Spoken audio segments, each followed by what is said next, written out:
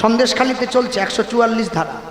আমরা কদিন আগে গানে গিয়েছে, ওরে বাপ রে পুলিশ বলছে কোথায় এসেছেন, আমি কীর্তন বলি পালিয়ে যান শিগগিরি। হ্যাঁ, এরপরে গাড়ি চলে যাবে, মানুষ বাড়ি যাবে না, চলে যান, রক্ষা করো ভগবান। মোবাইলে কোনো রান্না করেন, কিন্তু মনে রাখবেন যে রান্না আপনারা করছেন এতে শুধু ভূত খাওয়ানো হচ্ছে, লাভের লাভ কিছু না, শুধু ভূত খাচ্ছে। তাহলে রান্না কবে সফল হবে?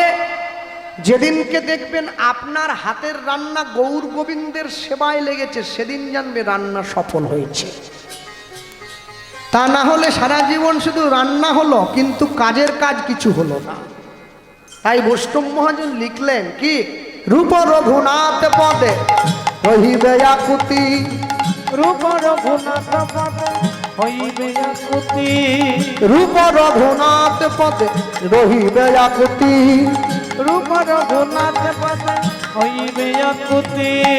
কবে হাম হেরব সেই যুগল পীরিতি, কবে হাম হেরব সেই যুগল পীরিতি, রূপ রঘুনাথ পদে রহুম রয়াস, রূপ রঘুনাথ পদে রঘুমরয়া, রূপ রঘুনাথ পদে রহুম রয়াস, রূপ রঘুনাথ পদে রঘুমরয়া।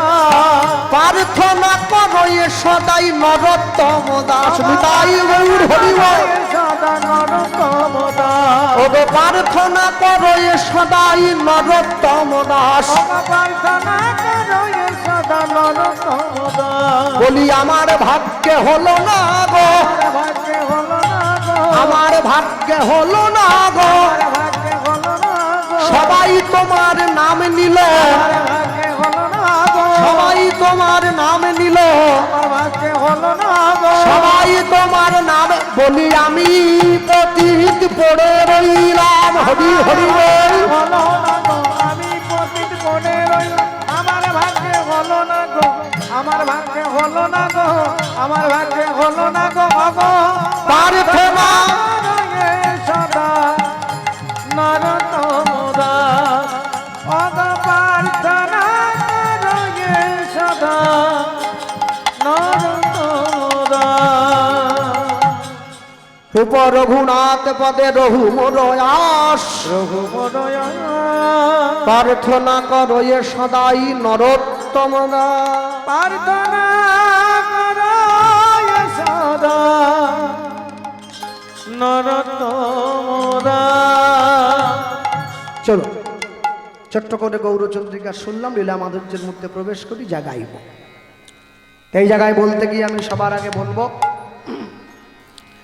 ভগবান যুগ যুগ ধরে তার সকল ভক্তদের যত অন্যায়ও মাথা পেতে নিয়েছে, ন্যায়টাও মাথা পেতে নিয়েছে। তা আপনাদের এই অঞ্চলে আমি কোথাও আসি নাই আগে, এখানে প্রথম এলাম এবছর, ইউটিউবের মাধ্যমে দেখা হয়েছে, কিন্তু সাক্ষাৎ এই প্রথম হলো।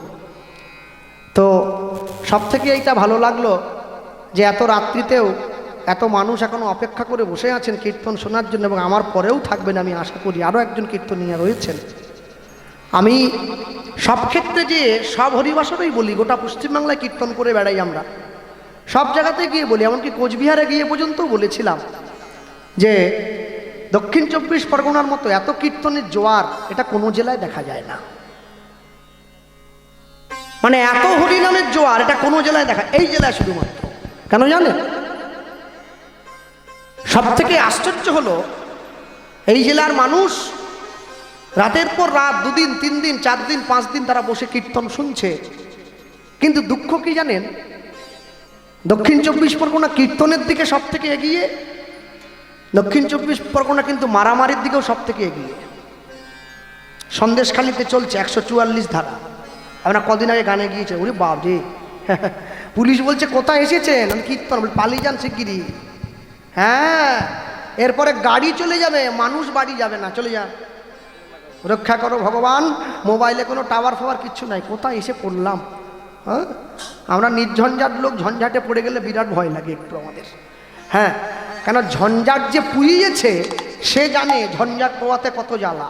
হ্যাঁ, কদিন আগে তো আপনারা ফেসবুকে মোবাইলে দেখেছেন, তো ফেসবুকে মোবাইলের মাধ্যমে দেখেননি?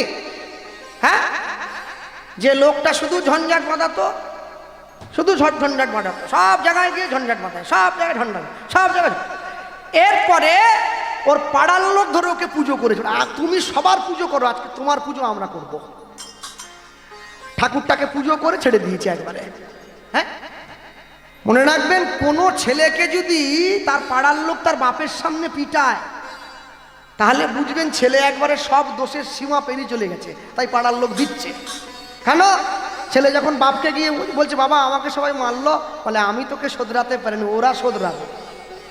হ্যাঁ, আমরা চিৎকার করেই যাচ্ছি, ও বলেই যাচ্ছে, করেই যাচ্ছে, ও বলেই যাচ্ছে। পাড়ার লোক বলে না, এবার একটু ঠিক করে দিতে হবে, মেশিনগুলোতে বড্ড জং পড়েছে, ঘষে মেজে লাগিয়ে দিলে আমার কদিন ঠিকঠাক চলবে, আবার একবার ঘষে মেজে লাগিয়ে দেবো, ঠিক করে দেবো।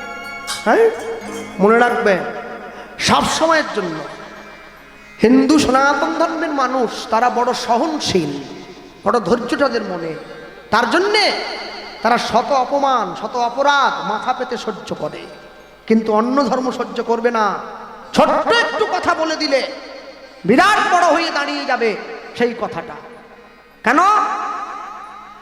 আমি আপনাদের দক্ষিণ 24 পরগনায় দাঁড়িয়ে একটা আসরে ইউটিউব ছিল, কথা প্রসঙ্গে বলে দিয়েছিলাম, গোহত্যা মহাপাপ। যতদিন পর্যন্ত পৃথিবীতে গোমাতার রক্ত বইবে, মানুষ কোনোদিন শান্তি পাবে না। এই কথাটা বলে দেওয়ার জন্য ঘন্টায় 200 করে হুমকি এসছে আমার কাছে, 200টা করে। কেন? যারা গোহত্যা করে তারা ফোন করছে। শুধু তাই নয়, সোনারপুর থানা থেকে পর্যন্ত ফোন করছে, আপনি এই কথাটা উইথড্র করুন। আমরা বাধ্য হয়েছিলাম ইউটিউব থেকে কথাটা তুলে নেওয়ার জন্য। কেন বলুন তো? মনে রাখবেন, যে পাগল হয় সে নিজের ভালো বোঝে, আর এই বেটা এমন পাগল, নিজের ভালো বোঝে না।